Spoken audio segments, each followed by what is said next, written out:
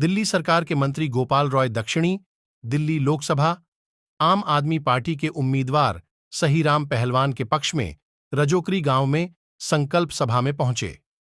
उनके साथ महरौली विधायक नरेश यादव, सहीराम पहलवान और बड़ी संख्या में लोग पहुंचे हुए थे। जहां गोपाल रॉय ने लोगों को संबोधित करते हुए कहा कि बीजेपी 10 सालों में कोई काम नहीं की है। तो ये पूरा का पूरा डेमोलिशन का ऑर्डर आपने रुकवाया था, तो उसके लिए मैं पूरी बीएसएस कैंप की तरफ से आपका धन्यवाद करता हूं। सर, यहाँ पर कालूराम प्रधान जी हैं, बहुत पुराने हैं यहाँ पर। इनका मुद्दा मैंने अपने विधानसभा में भी उठाया था। यहाँ पर रोड बने हुए हैं, लाइटें लगी हुई है, लेकिन एक बार जब लग गई उसके बाद में यहाँ कभी मेंटेनेंस नहीं हो पाई, क्योंकि जब भी मेंटेनेंस 3000 मकान है, 3500 मकान के हिसाब से आप पॉपुलेशन लगा लीजिए कि कितने लोग हैं।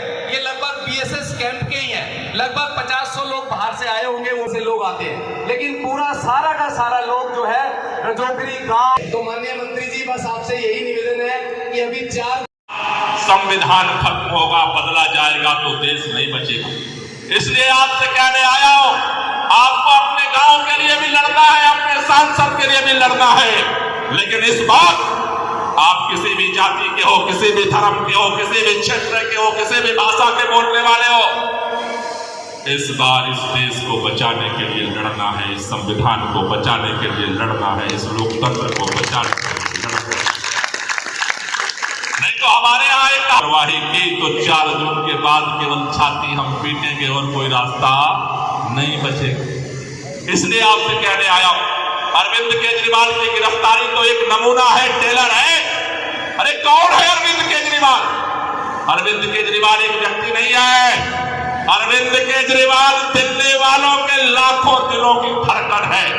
तुमने केजरीवाल को गिरफ्तार नहीं किया, आज तुम जेल के अंदर केजरीवाल की पत्नी से, केजरीवाल के बच्चों से मिलने की परमिशन नहीं देते हो। इतना तो अत्याचार अंग्रेजों के राज में भी नहीं हुआ। 23 दिन तक अरविंद केजरीवाल को दवा नहीं दी, कोर्ट से ऑर्डर जाने के बाद इंसुलिन की सुबह के मरीज है। इतना तो अत्याचार किसी शासक ने नहीं किया। हम लोग सुनते थे कि एक रावण था, एक कंस मामा थे, लेकिन अपनी आंखों से पहली बार देख रहे हैं। लेकिन याद रखना, रावण को भी खत्म करने के लिए राम पैदा हुए थे और कंस को भी खत्म करने के लिए कृष्ण पैदा हुए थे। आज अरविंद केजरीवाल इस तानाशाही को खत्म करने के लिए पैदा हुआ है। आज जेल के अंदर अगर वो है, अपने लिए नहीं, आपके लिए।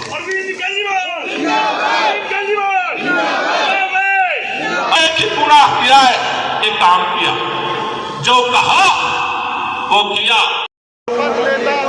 कि देश में भाजपा सरकार द्वारा की जा रही तानाशाही को संविधान तथा लोकतंत्र को बचा हर संभव प्रयास करूंगा। तानाशाह मोदी सरकार ने हमारे प्रिय मुख्यमंत्री अरविंद केजरीवाल को जेल में बंद करके अपमान किया है।